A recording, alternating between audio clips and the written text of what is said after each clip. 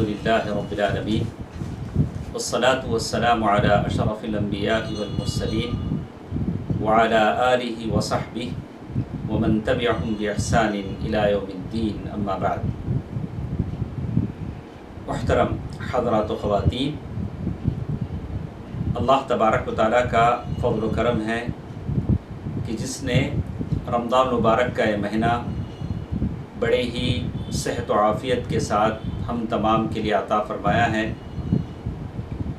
اللہ تبارک و تعالیٰ رمضان مبارک کے ہمارے ان اعمال کو قبول فرمائے. تھوڑی سی تاخیر سے آج ہم نے اپنا درس شروع کیا ہے، جس پر ہم معافی چاہتے ہیں. کل کے درس میں ہم نے ایک مومن بندے کا سفر آخرت کے بارے میں کچھ باتیں کہیں جو حضرت برا بن عازب رضی اللہ تعالی عنہ کے حدیث سے یہ باتیں لی گئی ہیں. اللہ کے نبی صلی اللہ علیہ وسلم کے فرمودات ہیں. اللہ کے نبی صلی اللہ علیہ وسلم نے بتلایا کہ کیسے ایک مومن کا آخری سفر ہوتا ہے اللہ تبارک و تعالیٰ کی طرف. تو آخری بات جو ہم نے سنی کہ اس مومن کے لیے قبر میں جنت کی کھڑکی کھول دی گئی، جنت کا بستر بچھا دیا گیا، جنت کا لباس بچھا دیا گیا، جنت کا لباس پہنا دیا گیا اور قبر کو منور کر دیا گیا. اور جہاں تک اس کی نگاہ جاتی ہے وہاں تک اس کی قبر وسیع کر دی جاتی ہے، یہاں تک کہ مومن بندہ اپنی گھر کو جنت میں اپنا گھر دیکھتا ہے تو کہتا ہے یا رب اقم الساعہ، اے رب قیامت قائم کر دیجئے، میں اپنے اس گھر میں جانا چاہتا ہوں جو جنت میں مجھے نظر آتا ہے. اس سے کہا جائے گا ابھی نہیں، نم کنومت العرس، ابھی سو جاؤ جیسے دلہن سوتی ہے، جب وقت آئے گا تو تمہارے گھر میں جنت میں بھیج دیا جائے گا. دوستو، عزیزو، ماں اور بہنوں، یہ اس نیک مومن کا ذکر تھا جن کی باتیں ہم نے سنا. اب ہم سنیں گے انشاءاللہ. اگر اللہ تبارک و تعالیٰ سارے لوگوں کو ہدایت دے، مرنے والا برا ہوتا ہے، مرنے والا بدخلق اور بے ایمان ہوتا ہے، کافر ہوتا ہے، مشرک ہوتا ہے، تو اس کے ساتھ کیسے اخلاق سے اس کے ساتھ کیسے ہوگا؟ کہتے ہیں وَإِنَّ الْعَبْدَ الْكَافِرِ إِذَا كَانَ فِي انْقِطَاعٍ مِّنَ الدُّنْيَا، کافر جب دنیا سے جا رہا ہوتا ہے، کافر جب دنیا سے جا رہا ہوتا ہے اور آخرت کی طرف اس کا سفر شروع ہوتا ہے، آسمان سے فرشتے آتے ہیں. نیک مومن کے پاس جو فرشتے آئے تھے ان کے چہرے چمک رہے تھے، لیکن اس کے پاس جو فرشتے آئیں گے کہا سود الوجوہ، بڑے کالے چہرے ان کے ہوں گے. سود الوجوہ، بڑے کالے چہرے ان کے ہوں گے. معہم المسوح، ان کے ساتھ جیسے حدیث میں کہا گیا کہ ان کے ساتھ وہ سارے ٹاٹ اور جہنم اور ایسی چیزیں اور پھر ایسی ساری چیزیں ہوں گی. اور جیسے کہا حدیث کے الفاظ میں اس کا بات بتایا گیا کہ کیسے ان کے ساتھ ہوں گے. اللہ کے نبی صلی اللہ علیہ وسلم نے بڑی تفصیل سے بتایا کہ مومن کا جب انتقال ہوتا ہے تو اس کے لیے جنت کے دروازے کھول دیے جاتے ہیں اور فرشتے اس کا استقبال بھی کرتے ہیں، اور اس کے لیے جنت میں جو گھر اس کے لیے اللہ تعالیٰ نے تیار کیا ہے اسے وہ بتایا جاتا ہے. لیکن یہ کہا کہ جیسے کہا کہ اگر مومن بندہ نہیں ہوتا ہے اور اگر وہ کافر ہوتا ہے تو اس کی جان نکالنے کے لیے جو فرشتے آتے ہیں، بتایا گیا کہ وہ جو فرشتے اس کے پاس آتے ہیں اور وہ جہنم سے اس کے لیے ٹاٹ لے کر آتے ہیں. ٹاٹ تو معروف چیز ہے، ہم جانتے ہیں ٹاٹ کیا ہوتا ہے. جیسے اس کے بتایا گیا کہ وہ اس کی جان نکالنے کے لیے ایسی کچھ چیزیں لے کر آتے ہیں جسے ہم کلہاڑی یا دراتی جو بھی کہیں، اس کے لیے وہ چیزیں لے کر وہ آتے ہیں. माहुल मसूह। और फिर वो कहा کہ اس حدیث کے الفاظ میں بتائے گئے سختی سے اس کی جان کھینچی جاتی ہے جب اس کے ساتھ فرشتے بیٹھتے ہیں، جیسے کہا گیا فرشتے اس کے ساتھ بیٹھتے ہیں اس کی روح نکالنے کے لیے، تو روح بڑی آسانی سے آتی نہیں ہے اور وہ جسم میں ادھر ادھر تڑپتی ہے، جیسے جسم سے نکلنے کے لیے تیار نہیں ہے۔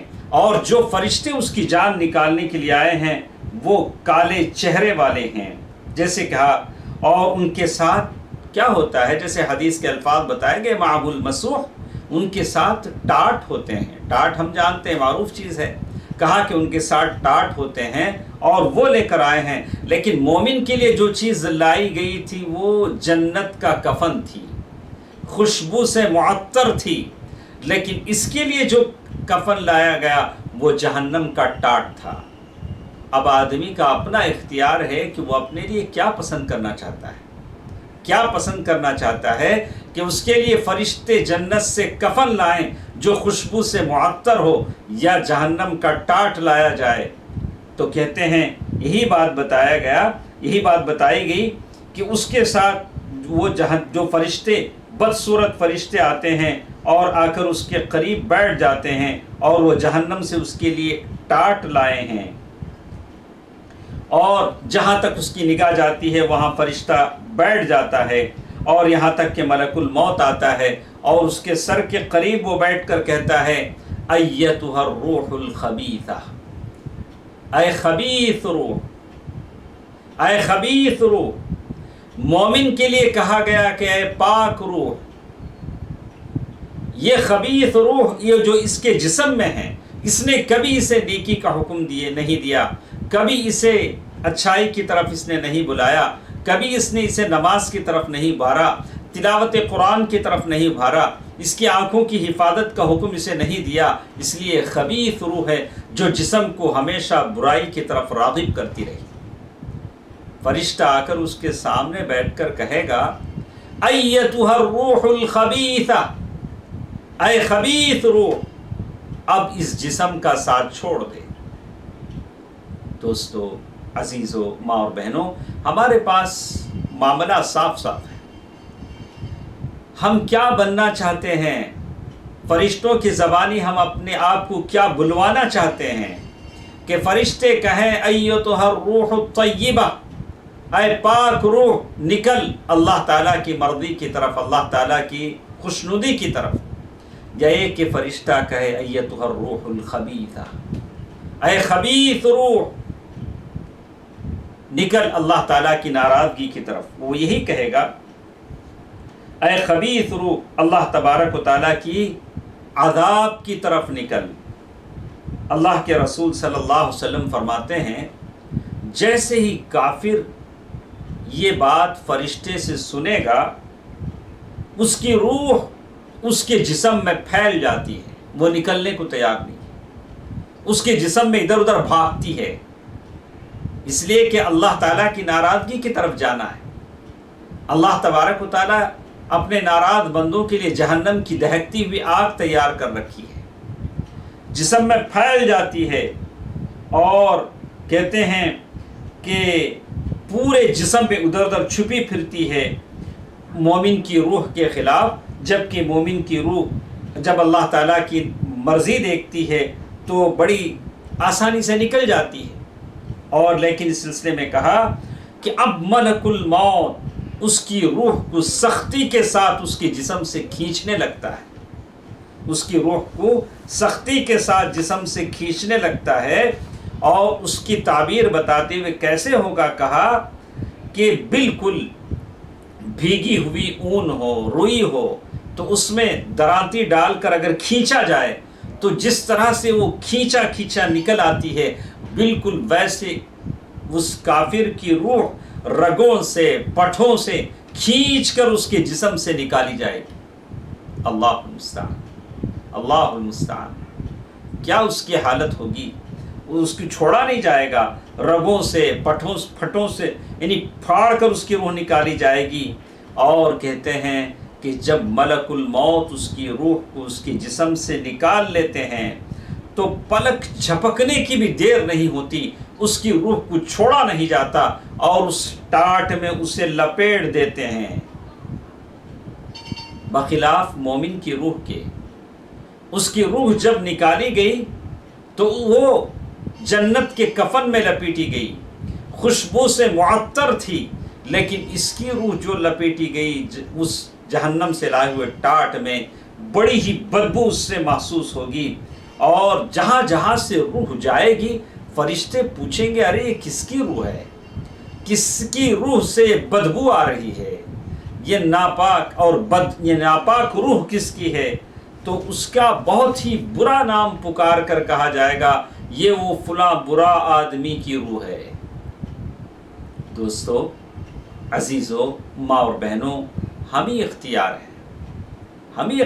ہے، ہمارے سامنے دونوں راستے ہیں، وَهَدَيْنَاهُ النَّجْدَيْنِ، اللہ تعالیٰ کہتے ہیں دونوں راستے ہم نے کھول کر رکھ دیے ہیں۔ اللہ تعالیٰ سے توفیق طلب کیجئے کہ یا اللہ اگر میرا انتقال ہو تو میرے لیے جنت سے کفن لایا جائے جس سے جو خوشبو سے معطر ہو۔ ٹاٹ میں لپیٹ کر اس کی روح لے جائی جا رہی ہے، اور اوپر تک آسمان تک جو فرشتے سن رہے ہیں، کہہ رہے کہ یہ کون سی بد روح ہے اور یہ کون سی خبیث روح ہے جس سے اس طرح کی بدبو آ رہی ہے، ساروں کو تکلیف ہو رہی ہے۔ اور اللہ کے نبی صلی اللہ علیہ وسلم نے یہ آیت پڑھی، لا تفتح لهم، ان کے لیے آسمان کے دروازے کھولے نہیں جائیں گے، لا تفتح لهم ابواب السماء ولا يدخلون الجنہ حتى يلج الجمل في سم الخياط، لا تفتح لهم ابواب السماء، ان کے لیے آسمان کے دروازے کھولے نہیں جائیں گے۔ ایسی بھی کیا روح ہے، آسمان کے دروازے ان پر بند ہیں، کبھی آسمان کے دروازے اس کے لیے نہیں کھلے تھے، کبھی اس کی دعا اللہ کے بارگاہ میں نہیں گئی تھی، کبھی اخلاص سے اس نے لا الہ الا اللہ نہیں پڑھا تھا۔ ایسے آدمی کی روح کے لیے آسمان کے دروازے کھولے نہیں جائیں گے۔ اللہ کے نبی صلی اللہ علیہ وسلم نے آیت پڑھی سورۃ الاعراف آیت نمبر 40، جس میں کہا لا تفتح لهم ابواب السماء ولا يدخلون الجنہ، یہ جنت میں داخل نہیں ہوں گے، کب تک؟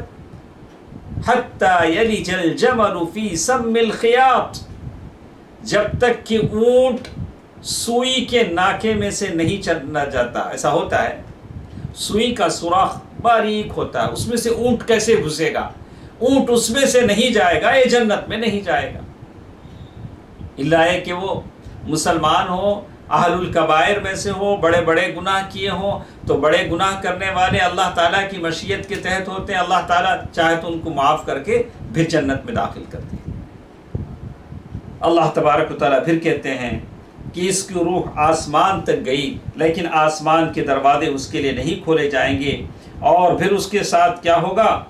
اور پھر اللہ تعالیٰ فرمائیں گے کہ اس کا نام اعمال سجین میں لکھ دیا جائے، نیک لوگوں کا اعلیٰ علیین میں، اور اس کا نام اعمال سجین میں لکھ دیا جائے، اور پھر وہاں سے اس کی روح اٹھا کر نیچے پھینک دی جائے گی، فَتَخْطَفُهُ الطَّيْرُ أَوْ تَهْوِي بِهِ الرِّيحُ فِي مَكَانٍ سَحِيقٍ، اس کی روح اٹھا کر پھینک دی جائے گی۔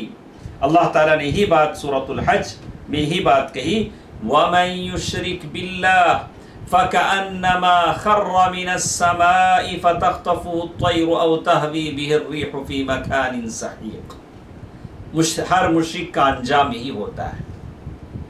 ایسے وہ تمام مسلمان جن کی زبانوں پر کلمہ ہے، زبان پر کلمہ ہے لیکن گلوں اور ہاتھوں میں تعویذیں ہیں، زبان پر کلمہ ہے لیکن پیشانیاں درگاہوں پر جھکتی ہیں، زبان پر کلمہ ہوتا ہے لیکن وہ درختوں کو چوم لیتے ہیں، جہاں وہ جھنڈا نظر آیا وہیں جھک گئے۔ ایسے لوگوں سے کہتے ہیں کہ توبہ کیجیے، موحد بن جائیے، توحید پرست بن جائیے، اللہ تبارک و تعالیٰ کو منوائیے، اللہ تبارک و تعالیٰ کو راضی کرنے کی کوشش کیجیے، اللہ تبارک و تعالیٰ کو خوش کرنے کی کوشش کیجیے۔ اور پھر کہتے ہیں کہ اس کی روح اللہ تبارک و تعالیٰ سے آسمان سے نیچے پھینک دی گئی، اس کے جسم میں پھینک دی گئی، اب اس کے پاس ویسے ہی دو فرشتے آتے ہیں جیسے اس سے پہلے نیک مومن بندے کے پاس آئے تھے. اور مومن بندے کے پاس جب آئے تھے فرشتے تو اسے لگا کہ عصر کی نماز کا وقت ہو رہا ہے. وہ کہے گا کہ مجھے عصر کی نماز پڑھنا ہے. سورج کہا کہ نہیں تم پڑھ چکے ہو. فرشتے کہیں گے نہیں تم پڑھ چکے ہو. اور اس سے سوال و جواب ہوگا. وہ سوال و جوابات دے گا کہ میرا رب اللہ ہے، میرے نبی محمد صلی اللہ علیہ وسلم ہے، میرا دین اسلام ہے، رضیت باللہ ربا وبالاسلام دینا وبمحمد نبیا. یعنی ساری چیزوں کا وہ جواب دے گا، اس پر اسے نعمتیں ملیں گی. لیکن جب اس کے پاس جب فرشتے آئیں گے، فرشتے اسے بڑے زور سے ہلائیں گے جیسے حدیث کے الفاظ ہیں، اور اسے آئیں گے، اسے بٹھا کر پوچھیں گے تیرا رب کون ہے، تو کس کا بندہ تھا، مر رب، تیرا رب کون ہے، تو کس کا بندہ تھا. عبد الدرہم والدینار، درہم و دینار پیسے کا غلام تھا، شہرت کا غلام تھا، یا نفسانی خواہشات کا غلام تھا. دوستو عزیزوں، میری ماں اور بہنوں، اچھی طرح سن لیں. ہمارے سینے میں جو دل ہے یہ ارادوں، وسوسوں، خیالات کا مرکز ہے. ہمارے ہاتھ پیر یہ جھکنا چاہتے ہیں. اگر دل میں آپ اللہ کی محبت نہیں بٹھائیں گے تو کسی اور کی محبت بیٹھ جائے گی. دل تو کسی کے پیچھے ہونا ہی ہے. ہاتھ پیر اگر پیشانی اللہ کے سامنے نہ جھکے گی تو کسی اور کے سامنے جھکے گی. کوشش کریں اسے اللہ کے سامنے جھکائیں. کوشش کریں کہ دل میں کوئی اور نہ ہو، صرف اللہ تبارک و تعالیٰ کی محبت ہو. باقی جو چیزیں ہیں، دنیا کی محبت ہے، ساری چیزیں وہ تو ہوئی، لیکن اللہ کی محبت پر وہ چیزیں غالب نہیں آنی چاہیے. فرشتے اسے اٹھا کر پوچھتے ہیں مر رب، آخر دنیا میں تم کس کی عبادت کرتے تھے، کس کے غلام بنے پھرے تھے، شہرت کی، پیسے کی، عزت کی، منصب کی، کس کی عبادت تم کرتے تھے. وما دینک، اور وہ یہی کہے گا ہر سوال پر ہا ہا لا ادری، ہا ہا لا ادری. ایسا لگے گا کہ جیسے اس کو کچھ یاد ہے، دنیا میں کچھ نے سنی سنائی باتیں تھیں لیکن اب وہ یاد نہیں آ رہی. وہ کہہ رہا ہا ہا لا ادری، ارے میں نہیں جانتا، میں لوگوں کو کہتا ہوا سنتا تھا لیکن مجھے نہیں معلوم، میں نہیں جانتا. تو فرشتے اس سے پوچھتے ہیں کہ تیرا دین کیا ہے. وہ یہی کہے گا ہاں ہاں میں نہیں جانتا. کفے افسوس ملے گا. اگر کوئی کہہ رہے تو آسان سوال ہے، آدمی کہہ سکتا ہے. اب سوالات کس میں ہوں گے، کون سی زبان میں ہوں گے، اللہ تبارک و تعالیٰ بہتر جانتا ہے کہ کس زبان میں آپ کو سوالات پوچھنے ہیں. عیسائیوں نے کہا کہ سریانی زبان میں ہوں گی. وہ چونکہ اپنی بات بتانے کے انہوں نے کہا. شیخ ابن عثیمین رحمہ اللہ سے پوچھا گیا تو انہوں نے کہا کہ اللہ ہر شخص کو جو زبان سمجھتا ہے اس زبان میں وہ سوال کریں گے. ساری زبانیں اللہ تبارک و تعالیٰ کی اللہ نے پیدا کی. تو معلوم یہ ہوتا ہے کہ ہر سوال کے جواب میں وہ یہی کہے گا کہ ہا ہا لا ادری، ہا ہا لا ادری، میں نہیں جانتا، مجھے نہیں معلوم ہے. تو کہتے ہیں کہ آسمان سے ایک پکارنے والا پکار کر کہتا ہے یہ جھوٹا ہے، یہ جھوٹا ہے، اسے کچھ نہیں معلوم ہے.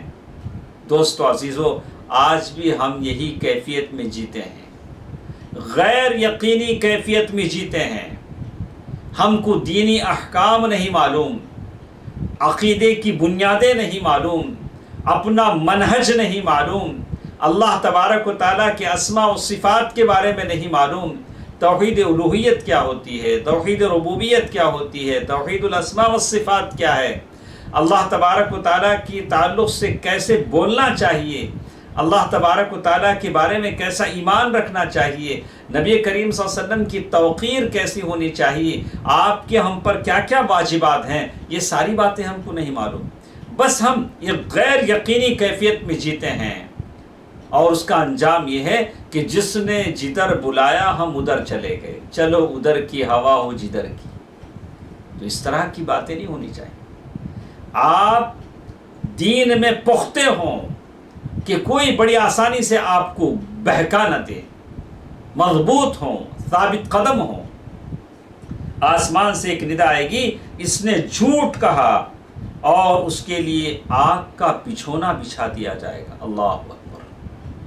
آگ کا بچھونا اس کے لیے بچھا دیا جائے گا، اور اس کے لیے دوزخ کا دروازہ کھول دیا جائے گا، جہاں سے اس کے لیے گرم گرم ہوا آئے گی، اور اس کی قبر تنگ کر دی جائے گی، اور اس کے لیے قبر کے دونوں جانب ملا دیے جائیں گے، جس کو کہتے ہیں ضمۃ القبر۔ قبر ملاتی ہے۔ اللہ کے نبی صلی اللہ علیہ وسلم نے کہا کہ اس بارے میں ایک بات میں آپ کو بتا دوں کہ قبر کیا ہر ایک کو دبوچے گی، ہر ایک کو دبائے گی؟ اللہ کے نبی صلی اللہ علیہ وسلم نے فرمایا کہ اگر قبر کسی کو دباتی نہ تو سعد بن معاذ رضی اللہ تعالیٰ عنہ اس سے بچ جاتے، جن کے لیے آسمان سے اتنے فرشتے آئے تھے، اللہ کا عرش ہل پڑا تھا جن کی وفات پر، خبر نے ان کو بھی دبویا، پھر چھوڑ دیا۔ ایک بچے کی طرف اشارہ کر کے کہا، معصوم بچے کی طرف، اگر کوئی قبر کے دبانے سے بچ جاتا تو یہ معصوم بچہ بچ جاتا۔ تو ان تمام روایات کو رکھ کر علماء کہتے ہیں کہ قبر کے دبانے سے کوئی نہیں بچے گا، لیکن مومن کے لیے بس ہلکی سی ایک دبا کر قبر الگ ہو جائے گی، چھوڑ دے گی، لیکن کافر کو بڑی سختی کے ساتھ دبائے گی، جس کی وجہ سے اس کی پھسلی کی ہڈیاں ادھر سے ادھر ہو جائیں گی۔ اور یہ اللہ تعالیٰ، یہ قبر کا یہ آزمائش ہے، اللہ تعالیٰ ہر مسلمان کو اس سے بچائے۔ اور کہتے ہیں کہ یہ کافر اور فاسق اور مشرک جس کے لیے جہنم کا ایک دروازہ کھول دیا گیا، اور اس کے دونوں کنارے قبر کے دبا دیے گئے، اور اس کی پھسلی کی ہڈیاں ایک طرف سے دوسری طرف نکل گئیں، اور پھر اس سے وہ فارغ نہیں ہوا کہ فرشتے اس کے پاس آئے اور اس کے سوالات ہوئے، اس کا یہ انجام ہوا، اور تھوڑی ہی دیر کے بعد اس کے پاس ایک بدصورت انسان آئے گا، بدصورت انسان آئے گا، اور اس کی کیفیت یہ ہوگی کہ بہت ہی برے کپڑے وہ پہنے ہوئے ہوگا، اور اس کے کپڑوں سے بدبو آ رہی ہوگی، اس کے کپڑوں سے بدبو آ رہی ہوگی، اور وہ اس سے کہے گا کہ جب دیکھے گا بری خبر سن جو تجھے رنج و غم میں مبتلا کر دے۔ ابھی تو کیا ہوا؟ ابھی تو 2 فرشتے آئے ہیں جنہوں نے تجھ سے سوالات کیے ہیں، ابھی تو میں تیرے لیے بری خبر لے آیا ہوں۔ اور اس سے کہا گیا آج کا وہ دن ہے جس کا تجھ سے وعدہ کیا گیا تھا۔ اب یہ قبر والا مشرک پوچھتا ہے تو کون ہے؟ تو کون ہے جو میری قبر میں آیا ہے؟ تیری شکل بدصورت ہے، تیرے کپڑے بڑے عجیب ہیں، تیرے اندر بدصورت یعنی بدبو تیرے کپڑوں سے آ رہی ہے۔ اور وہ کہے گا، جب یہ سن کر وہ کہے گا انا عملک السیء، میں تیرا برا عمل ہوں۔ اللہ اکبر۔ جتنے برے عمل ہم دنیا میں کرتے ہیں یہ سارے ضائع نہیں ہوتے ہیں، یہ سارے ایک انسانی شکل میں ہمارے قبر میں ہمارے ساتھ آتے ہیں۔ اسی لیے مرنے سے پہلے اپنے برے عمل کو مار دیں، اس کا بوجھ اپنے پیٹھ پر لاد کر قبر تک نہ جائیں، اور یہ آدمی آ کر کہے گا انا عملک السیء، میں وہ تیرا برا عمل ہوں، میں تیرا برا عمل ہوں۔ اللہ المستعان۔ تو اسی لیے کہتے ہیں برا بن عازب رضی اللہ تعالیٰ عنہ کی اس حدیث میں کہا گیا کہ ہم جو بھی برا عمل کرتے ہیں، زبان سے برے الفاظ نکالے اور کسی کے بارے میں غلط سوچا، غلط کیا، کسی کو دھوکہ دیا، خیانت کی، گناہ کیا، بڑے بڑے گناہ کیے، یہ سارے کے سارے قبر میں اس انسانی روپ میں وہ آئیں گے، اور اس بدصورت اور بدبو والے انسان کے ساتھ آپ کو قبر میں رہنا ہے۔ اللہ اکبر۔ یہ بڑا مسئلہ ہے، اتنی قبر میں وہ تمہارے ساتھ رہے گا۔ اس لیے دوستو عزیزو، ابھی رمضان کا موقع ہے، اللہ تعالیٰ سے استغفار کریں، اللہ تبارک و تعالیٰ سے معافی چاہیں کہ اللہ تبارک و تعالیٰ مجھے اور آپ کو معاف کر دے ہمارے وہ برے کام، اس لیے کہ ہم انسان ایسے ہیں برائی کرتے ہیں، بھول جاتے ہیں، لیکن اللہ یاد رکھتا ہے۔ وما كان ربك نسيا، تمہارا رب بھولنے والا نہیں ہے۔ ومن يعمل مثقال ذرة خيرا يره ومن يعمل مثقال ذرة شرا يره، جو خیر رتی برابر کرے گا وہ اس کو ضرور پائے گا، جو برائی رتی برابر کرے گا وہ اس کو دیکھے گا۔ آپ اور ہم یہ نہ سوچیں کہ ارے سمپل، یہ تو چھوٹے چھوٹے گناہ ہیں، یہ تو چھوٹے، لوگ ایسے کہتے ہیں نتھنگ، ارے کوئی پرابلم نہیں۔ یہ مت سوچو کہ ہم کتنا چھوٹا گناہ کر رہے ہیں، یہ دیکھو کہ کتنے بڑے رب کی نافرمانی ہو رہی ہے، کتنے بڑے رب کو ہم ناراض کر رہے ہیں۔ یہ سوچو، قطرے قطرے سے سمندر بن جاتا ہے اور پھر چنگاری چنگاری سے آگ لگ جاتی ہے۔ آدمی کوشش کرے گناہوں سے بچنے کی، جب وہ دیکھے گا اس آدمی کو، گنہگار آدمی کو اپنے قبر میں، تو وہ کہے گا اے رب قیامت قائم کر دیجیے۔ قیامت قائم نہ ہو، نیک آدمی تو کہا تھا یا رب اقیم الساعہ، یا اللہ قیامت قائم ہو جائے، میں وہ جنت میں اس محل میں جانا چاہتا ہوں، لیکن یہ برا آدمی کہے گا کہ اللہ قیامت قائم نہ ہو۔ اب مجھے یقین ہو گیا ہے، اب قیامت قائم ہوگی تو پھر اللہ تعالیٰ کے پاس میرا حساب ہوگا، اور صحائف اور نام اعمال دیے جائیں گے، تطائر الصحف، میزان ہوگا اور پل صراط ہوگا، وہاں سے گزرنا ہوگا، اور پھر یہ سارے مراحل مجھے طے کرنے ہوں گے، اور آخر میں میرا انجام العیاذ باللہ جہنم ہوگا۔ اسی لیے قیامت قائم نہ ہو۔ اور ایک روایت میں آتا ہے کہ جیسے کہا کہ پھر فرشتے اسے ماریں گے، پھر فرشتے اسے ماریں گے اور وہ زمین میں دھنستا جائے گا، زمین میں دھنستا جائے گا، اور جہنم کی کھڑکی اس کے لیے کھول دی جائے گی۔ تو دوستو عزیزو، ایک برے آدمی کا یہ انجام ہے جو ہم نے سنا ہے کہ برے آدمی کو یہ ساری چیزیں اللہ تبارک و تعالیٰ کے پاس خبر میں یہ ہوں گی۔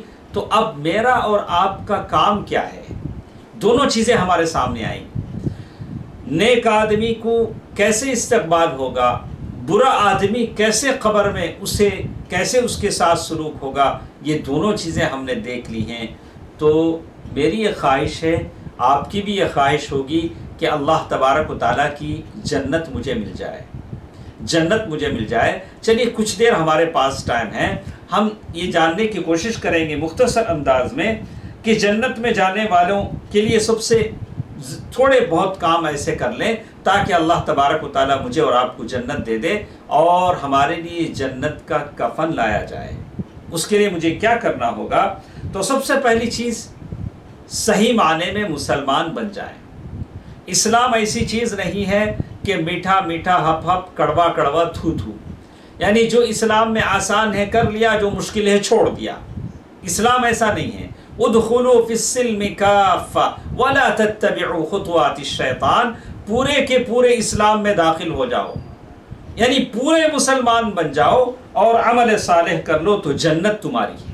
پہلی چیز اللہ کے نبی صلی اللہ علیہ وسلم نے فرمایا، جس شخص نے کہا رضیت باللہ ربا وبالاسلام دینا وبمحمد نبیا، اس کے لیے جنت واجب ہو گئی۔ ابو سعید الخدری رضی اللہ تعالیٰ عنہ کی یہ حدیث ہے کہ جس نے کہا رضیت باللہ ربا وبالاسلام دینا وبمحمد نبیا، جنت اس کی ہو گئی۔ لیکن شرط ہے کہ پورا پورا مسلمان بنے اور اسلام کے سارے مسائل پر عمل کرے۔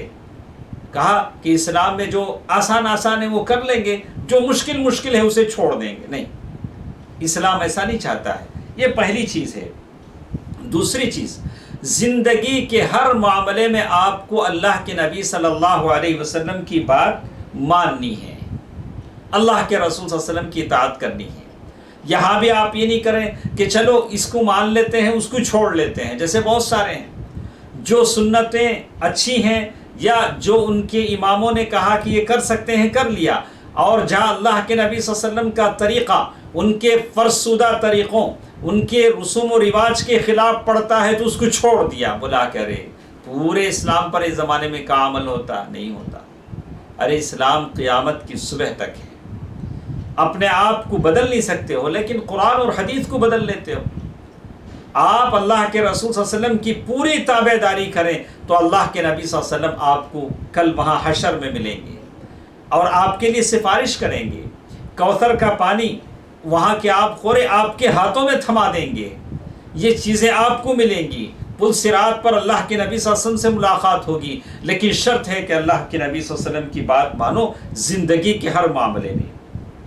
اسی طرح تیسری چیز، اپنے اندر نرم مزاجی پیدا کرو، ہر ایک کے ساتھ نرمی کے ساتھ سلوک کرو اور عاجزی کے ساتھ، ایسا نہیں کہ اکڑتے ہوئے، صورت بنائے ہوئے اور لوگوں کو نفرت کی نگاہوں سے دیکھتے ہوئے کہ جیسے جنت اللہ نے صرف میرے لیے پیدا کی ہے، پوری زمین پر میں اکیلا ہی جو اچھا، باقی سب غلط ہے، العیاذ باللہ۔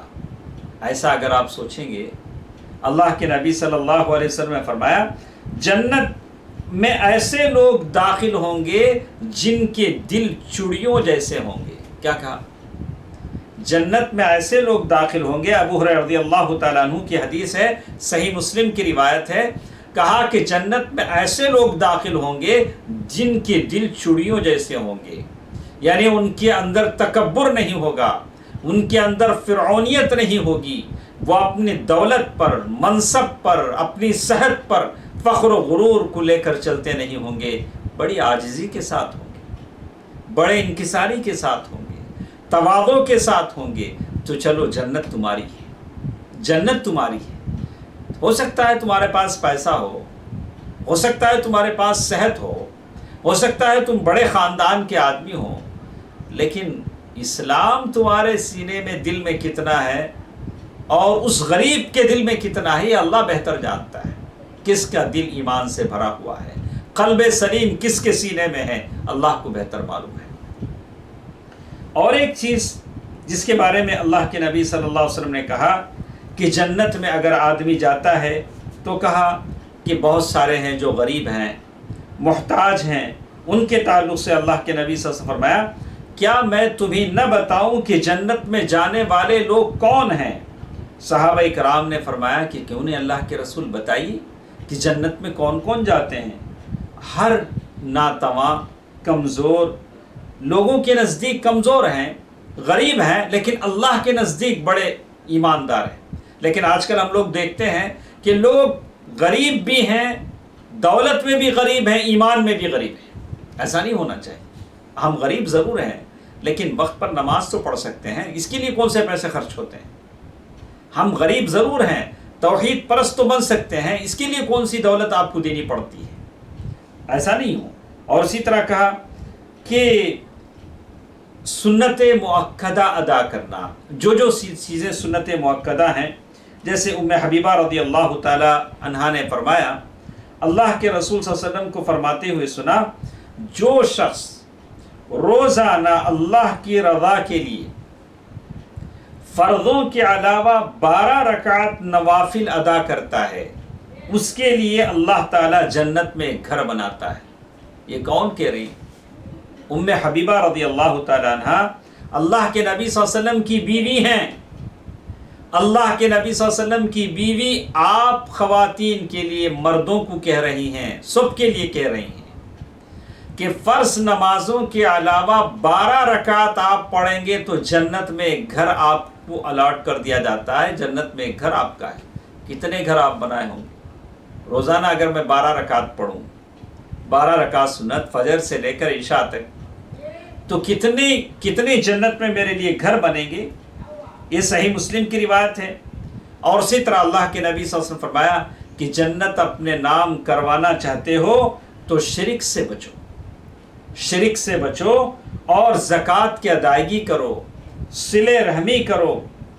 تو ابو ایوب انصاری رضی اللہ تعالیٰ عنہ کہتے ہیں کہ ایک آدمی اللہ کے نبی صلی اللہ علیہ وسلم کی خدمت میں حاضر ہوئے اور کہا کہ اللہ کے نبی صلی اللہ علیہ وسلم، اللہ کے نبی صلی اللہ علیہ وسلم کہیں جا رہے تھے، سفر میں تھے، اچانک ایک گاؤں والے آدمی آئے، آ کر اللہ کے نبی صلی اللہ علیہ وسلم کی اونٹ کی رسی پکڑ لی۔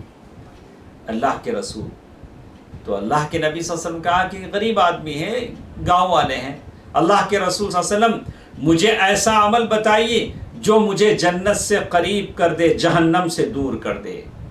آج اس کے توسط سے اس درس کے موقع پر میں آپ سے وہی بتاؤں گا جو اللہ کے نبی صلی اللہ علیہ وسلم نے اس آدمی کو بتایا۔ اونٹ کی رسی نکیل اس آدمی کے ہاتھ میں ہے اور وہ سوال کر رہے ہیں۔ اللہ کے نبی صلی اللہ علیہ وسلم نے اس آدمی سے ہی کہا کہ اللہ کی بندگی کرو، اس کے ساتھ کسی کو شریک نہ ٹھہراؤ۔ اللہ کے نبی صلی اللہ علیہ وسلم کہا نماز قائم کرو، نماز اس کے وقت پر اس کے طریقے سے پڑھو، زکوٰۃ ادا کرو، اور رشتہ داری کا خیال رکھو۔ رشتہ داری کا خیال اللہ کے نبی صلی اللہ علیہ وسلم نے کس سے جوڑا؟ توحید سے جوڑا، نماز سے جوڑا، زکوٰۃ سے جوڑا۔ یہ رشتہ داری کا خیال کرو۔ ایسا نہیں ہے کہ نماز میں پکے ہیں، روزے میں پکے ہیں، زکوٰۃ میں پکے ہیں، رشتہ داری میں کچے ہیں، بولا کہ نہیں اب تو فیل ہو گئے۔ ایسا نہیں ہونا چاہیے۔ اللہ کے نبی صلی اللہ علیہ وسلم نے اتنی بات بتانے کے بعد ان سے کہا تو یہ چیزیں تمہیں جنت سے قریب کر دیں گی، جہنم سے دور کر دیں گی۔ دع الناقہ، اب تو میری اونٹنی چھوڑ دو، اب تو میری اونٹنی کی رسی چھوڑ دو، ہم جائیں گے۔ لیکن اللہ کے نبی صلی اللہ علیہ وسلم نے بڑے پیار سے ان کو سمجھایا، توحید کی باتیں بتائیں، یعنی رشتہ داری کو اسی لیے کہ الرحم شجنۃ من الرحمن، یعنی یہ رشتہ داری اللہ تبارک و تعالیٰ کے اپنے نام رحمان، یعنی تو وہ رشتہ داری اسی چیز سے نکلی ہے۔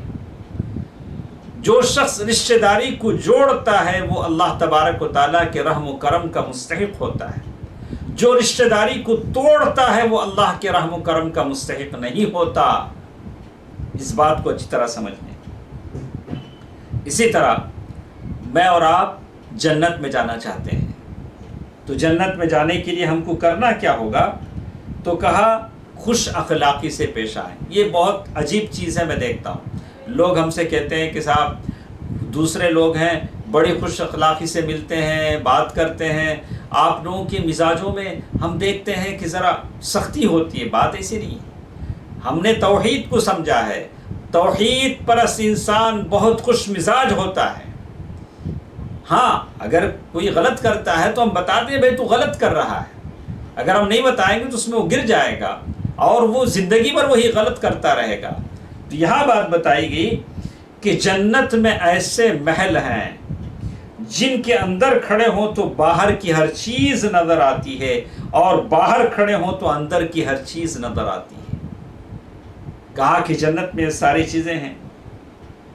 اللہ کے نبی صلی اللہ علیہ وسلم نے یہ بات کہی۔ حضرت علی رضی اللہ تعالیٰ عنہ فرماتے ہیں اتنے میں لوگوں میں سے ایک اعرابی کھڑے ہوئے، کہا اللہ کے رسول یہ بنگلہ کسے ملے گا، یہ محل کسے ملے گا جس کے ایسے شیشے ہیں، ایسے محلات ہیں، اتنی خوبصورت محل ہے۔ اللہ کے نبی صلی اللہ علیہ وسلم نے فرمایا اس کے لیے ہے جو اچھی بات کرے، زبان سے کیا کرے؟ اچھی بات کرے، زبان کھولے تو اچھی بات بولے، اور پھر کہا کھانا کھلائے، غریبوں کو کھانا کھلائے۔ یہ بہت اچھا کام ہے کہ غریبوں کو کھانا کھلانا بہت اچھا کام ہے، کہ اگر آدمی، اللہ قرآن نے بھی کہا وَيُطْعِمُونَ الطَّعَامَ عَلَى حُبِّهِ مِسْكِينًا وَيَتِيمًا وَأَسِيرًا إِنَّمَا نُطْعِمُكُمْ لِوَجْهِ اللَّهِ لَا نُرِيدُ مِنْكُمْ جَزَاءً وَلَا شُكُورًا۔ کھانا کھلانا اچھا کام ہے لیکن اللہ کے لیے، اللہ کے لیے۔ ایسا نہیں ہوگا جیسے لوگ غریبوں کو دینے کے لیے، کھلانے کے لیے ان کو سزا بھی دیتے ہیں، لائن میں کھڑا رکھا ہے دھوپ میں، یا ایسے بانٹ رہے ہیں کہ غریب ایک دوسرے پر گر رہے ہیں، پڑھ رہے ہیں۔ ایسا نہیں، کہ چھپا کر دینے کا بھی ایک مقام ہوتا ہے۔ جو چیزیں دکھا کر دینے کی ہیں وہ دکھا کر دینے کی ہیں، جیسے فریضہ زکوٰۃ ہے، زکوٰۃ فرض ہے، وہ آپ دکھا کر دے سکتے ہیں، لیکن باقی جو نفلی صدقات ہیں آدمی چھپا کر دے سکتا ہے۔ اور کہا بکثرت روزے رکھیں، اور اس وقت نماز پڑھو جب لوگ مزے سے سو رہے ہوں۔ ابھی یہ تاخرات ہے، ابھی ہو سکتا ہے کل بھی اللہ تعالیٰ ہمیں دے دے موقع۔ کہا کہ ایسی موقع کو غنیمت جانیں۔ جیسے میں نے کہا کہ بالکل اب وقت بہت قریب ہو رہا ہے، آپ نے اب تک خیرات کیے ہیں، صدقات کیے ہیں، زکوٰۃ دیے ہیں، تو اب اور دیجیے، اب اور دیجئے، اپنے علاقے کے فقراء، مساکین، ایتام، بیوہ عورتوں کی خبر لیجئے، گھر گھر ڈھونڈیے، دستک دیجئے کہ کون فقیر اپنی غربت کو لے کر تڑپ رہا ہے، کون بیوہ عورت اپنی بیوگی کو لے کر تڑپ رہی ہے، کون یتیم بچہ اپنی یتیمی کو لے کر تڑپ رہا ہے، اس کے پرسان حال بنیے تاکہ اللہ آپ پر رحم کرے، آپ پر رحم کرے۔ کہا کہ یہ جنت کے قریب آپ کو کر دیتا ہے۔ اسی طرح ایک اور بات بھی یہاں کہی گئی، آدمی اپنے اندر شریف مزاجی پیدا کرے، ہمارا مزاج شریف ہونا چاہیے، اور ہم یہ سوچیں کہ اللہ، ہو سکتا ہے سامنے والا اللہ کے پاس میرے سے زیادہ محبوب، میری خطائیں بہت زیادہ ہیں، شاید اس کے پرڑے میں نیکیاں زیادہ ہیں۔ حضرت عبداللہ بن مسعود رضی اللہ تعالیٰ عنہ فرماتے ہیں، ہر وہ شخص جو نرم دل ہے، شریف النفس ہے، منکسر مزاج ہے اور لوگوں سے قریب ہے، اس پر جہنم کی آگ حرام ہے۔ ایسے آدمی پر جہنم کی آگ حرام ہے، اللہ تبارک و تعالیٰ اسے جہنم میں نہیں ڈالیں گے۔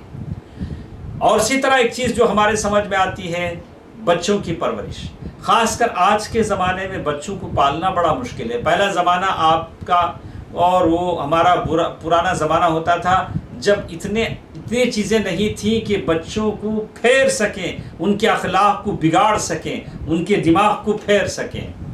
2-3 بار باپ بولتا، ماں بولتی تو بچے مان جاتے تھے، لیکن آج ساری اولاد ہماری اسمارٹ ہے اور وہ ہم سے زیادہ معلومات رکھتے ہیں۔ اللہ کے نبی صلی اللہ علیہ وسلم فرمایا کہ اگر کوئی شخص 2 بیٹیوں کو پالتا ہے، جیسی اس حدیث میں کہا گیا، انس بن مالک رضی اللہ تعالیٰ عنہ کی حدیث ہے، جس نے 2 لڑکیوں کو جوان ہونے تک پالا پوسا، قیامت کے دن وہ اس طرح آئیں گی کہ آپ صلی اللہ علیہ وسلم نے آپس میں انگلیوں کو ملایا، یعنی اللہ تبارک و تعالیٰ اس کی اس مشقت پر اسے جنت میں ڈال دیں گے۔ خاص کر بیٹیوں کو پالنا، ان کے اخلاق کی حفاظت کرنا بہت بڑا کام ہے۔ بحیثیت باپ سارے والدین کا حق بنتا ہے کہ اپنے بچیوں کی اور بچوں کی خبر گیری کریں کہ یہ کیا سیکھتے ہیں، کیا سنتے ہیں، کیا دیکھتے ہیں۔ بحیثیت والدین ان پر ضروری ہے، ورنہ اللہ تعالیٰ کلکم راع وکلکم مسئول عن رعیتہ، اللہ تعالیٰ اپنے ماتحتوں کے متعلق آپ کو پوچھے گا کہ یہ آپ کی اولاد تھی، آپ نے ان کو کیسے پالا۔ اسی طرح ایک اور چیز جو ہمارے ساتھ آتی ہے کہ ہم چاہتے ہیں کہ جنت میں ہم جائیں، جنت میں ہم اپنا گھر بنائیں، تو کہا کہ آپ اور ہم وضو بناتے ہیں تو جب بھی وضو بنائیں 2 رکعت نماز پڑھیں۔ اللہ کے نبی صلی اللہ علیہ وسلم، حضرت ابو ہریرہ رضی اللہ تعالیٰ عنہ کی حدیث ہے کہ ایک روز فجر کی نماز کے بعد حضرت بلال رضی اللہ تعالیٰ عنہ سے اللہ کے نبی صلی اللہ علیہ وسلم نے پوچھا، اے بلال، مسلمان ہونے کے بعد تمہارا وہ کون سا عمل ہے جس کے بارے میں تمہیں امید ہے کہ اللہ اس عمل کے بدلے تمہیں بخشش دے دے گا، تمہاری بخشش ہو جائے گی؟ کیونکہ آج کی رات میں نے خواب میں دیکھا کہ میرے سامنے تمہارے چلنے کی آواز میں نے جنت میں سنی۔ تو بلال رضی اللہ تعالیٰ عنہ نے ہی کہا کہ اے اللہ کے رسول صلی اللہ علیہ وسلم، دن اور رات میں جب بھی میں وضو کر لیتا ہوں تو 2 رکعت نماز پڑھ لیتا ہوں، تحیۃ الوضو، جب بھی میں نماز پڑھ لیتا ہوں، وضو کا بنا لیتا ہوں تو 2 رکعت نماز پڑھ لیتا ہوں۔ تو یہ چیز ہے جو آپ کو اور مجھے جنت میں داخل کر دے گی۔ جہاں تک عورتوں کی بات آتی ہے تو ان کا معاملہ آسان ہے، عورتیں بہت مشقتیں اٹھاتی ہیں اور شوہر کی تابعداری کرتی ہیں۔ ابو ہریرہ رضی اللہ تعالیٰ عنہ نے فرمایا، جو عورت 5 وقت نماز کی پابندی کرے، 5 وقت نماز کی پابندی کرے، رمضان کے روزے رکھے، اپنی عزت کی حفاظت کرے، اور کہا کہ اپنے شوہر کی اطاعت کرے، شوہر کی فرمانبرداری کرے، قیامت کے روز اس سے کہا جائے گا کہ جنت کے 8 دروازے تمہارے لیے ہیں، جس دروازے سے چاہے تم جا سکتی ہو۔ آسان ہے۔ اللہ کے نبی صلی اللہ علیہ وسلم نے اسی لیے کہا، یا معشر النساء تصدق، اے عورتوں کی جماعت تم صدقہ کرو۔ اللہ کے نبی صلی اللہ علیہ وسلم نے ان کو بھارا۔ تو اس حدیث میں بتایا گیا کہ نمازیں پڑھ دیں اور اپنے شوہر کی فرمانبرداری کر لیں، اپنی عزت کی حفاظت کر لیں، رمضان کے روزے رکھ لیں، تو جنت کے 8 دروازے تمہارے لیے ابن حبان کی روایت ہے۔ کوشش کریں، اللہ تعالیٰ مجھے اور آپ کو اس کی توفیق دے۔ اور کچھ باتیں ہمارے ساتھ ہیں، انشاءاللہ اگلے درسوں میں ہمارے ساتھ رہیں گی انشاءاللہ۔ کل اگر موقع ہے، اگر کل چاند دکھ بھی جاتا ہے تو انشاءاللہ کچھ ضروری باتیں ہم کو کرنی ہیں کہ عید کی نماز کے تعلق سے انشاءاللہ ہم اس کی باتوں کل ہمارے ساتھ بھی مجلس رہے گی۔ اور ایک بات ہم آپ کو بتا دیں کہ جن لوگوں نے ابھی فطرانہ ادا نہیں کیا ہے، صدقۃ الفطر ادا نہیں کیا ہے، وہ ادا کرنے میں جلدی کریں۔ اور اس کا صحیح وقت تو یہ ہے کہ عید سے 2 روز پہلے سے بھی آپ دے سکتے ہیں، خاص کر ان حالات میں جب کہ فقراء مساکین آپ تک نہیں پہنچ سکتے ہیں یا آپ کا ان تک پہنچنا مشکل ہے، تو اناج کی شکل میں دینا زیادہ مناسب ہے۔ اور یہ 2 کلو 200 گرام 1 سا کا بنتا ہے۔ آپ جو چاول کھاتے ہیں اس کے وہ چاول آپ دے دیں گے۔ اور بعض لوگوں نے قیمت کی بھی بات کہی ہے آسانی کے لیے، لیکن اصل یہ ہے کہ چاول دے دیا جائے۔ اور اسی طرح وہ عید کی نماز سے پہل آپ کو دے دینا ہے، عید کی نماز کے بعد جو دیں گے وہ شمار نہیں ہوگا۔ اور وہ کچھ بڑھا کر بھی آپ دے سکتے ہیں، تو یہ نہیں ہوگا کہ آپ بالکل تول ناپ کر دیں کہ 2 کلو 200 گرام ہی دینی ہے، 2.5 کلو ہی دینی ہے، ایسی ضروری ہے، کوئی 3 کلو بھی دے سکتا ہے۔ تو وہ دینے میں جلدی کریں اور استغفار کریں اللہ تبارک و تعالیٰ سے، اور اللہ تبارک و تعالیٰ سے دعا کریں۔ یہ چند باتیں تھیں، لیکن ابھی ہمارا سفر اور بھی باقی ہے کہ جنت میں جانے کے لیے مجھے اور آپ کو کیا کیا عمل کرنے ہیں۔ تو انشاءاللہ کل کے درس میں ہم آپ کو بتائیں گے کہ عید کی نماز کا طریقہ کیا ہوگا۔ اور یہ صدقہ فطر کی کچھ باتیں تھیں۔ فطرانہ جو آدمی دیتا ہے اس لیے دیتا ہے کہ جو خطائیں لغزشیں روزے کی حالت میں ہو جاتی ہیں اس کا یہ ہو جائے اور تلافی ہو جائے، اور غرباء اور مساکین کو بھی ہمارے ساتھ عید کی خوشیاں منانے کا موقع مل جائے، اسی لیے آدمی صدقہ فطر دیتا ہے۔ اور یہ اللہ کے رسول صلی اللہ علیہ وسلم کا حکم ہے، گھر کے سارے افراد کی طرف سے صدقہ فطر دیا جائے گا۔ یہاں تک کہ بعض سلف، حضرت عثمان رضی اللہ تعالیٰ عنہ کی بات تھی کہ پیٹ میں بھی اگر جنین بچہ ہو تو اس کے تعلق سے بھی انہوں نے دینے کی بات کہی، لیکن جمہور کے پاس یہ چیز نہیں ہے۔ مستحب ہے، اگر کوئی دینا چاہے تو دے لے سکتا ہے، ضروری نہیں ہے۔ یہ چند باتیں تھیں جو آج کی اس مجلس میں ہمارے ساتھ تھیں۔ اللہ تبارک و تعالیٰ سے دعا کریں کہ ہمارا انجام اللہ تبارک و تعالیٰ نیک لوگوں کے ساتھ کرے۔ اللہ تبارک و تعالیٰ رمضان المبارک میں جو خطائیں لغزشیں عبادات کے بجا لانے میں ہم سے ہو گئی ہیں، اللہ تعالیٰ اس کو معاف فرمائے۔